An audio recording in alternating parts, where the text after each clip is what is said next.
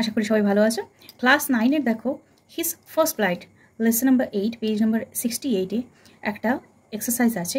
Right a paragraph within 100 words on the water cycle using the following flowchart.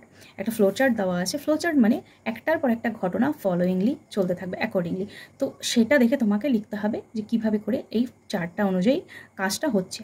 তো সেটা দেখো এখানটা কি আছে, ওয়াটার ইভাপোরেটস ফ্রম ওয়াটার বডিজ, যেগুলো জলাশয় আছে সেখান থেকে জল বাষ্প হয়ে ওপরের দিকে ওঠে। রাইজেস অ্যাজ ভ্যাপার, বাষ্প হয়ে যায় ওপরে ওঠে। গেটস হেভিয়ার, সেটা আস্তে আস্তে ভারী হয়ে যায়। কন্ডেন্সেস ফর্মস ক্লাউডস, সেটা কি হয় ঘনীভূত হয় আর ক্লাউডের তৈরি হয়। Falls on earth as rain, এরপর সেটা বৃষ্টির আকারে মাটিতে পড়ে।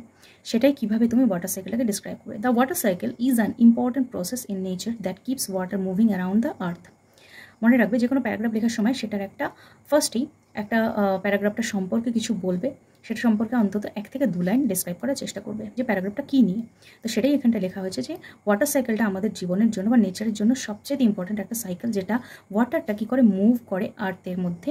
সে কীভাবে মুভ করে সেটাই আমরা এখন জানবো। It begins when the sun hits up water bodies, এটা তখন শুরু হয় যখন সানটা ওয়াটার বডিগুলোকে হিট করে।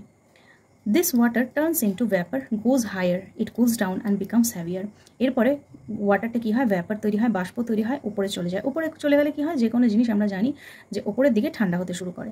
তো সেখানে গিয়ে এটা ঠান্ডা হয়ে যায় এবং হেভি হয়ে যায়। ঠান্ডা জিনিস কিন্তু সবসময় ভারী হয়। It then condenses to form clouds made of tiny water droplets. তারপর সেটা কী করে, নিজেকে ক্লাউড হিসাবে তৈরি করে। সেটার ভিতরে ক্ষুদ্র ক্ষুদ্র জলকণা থাকে।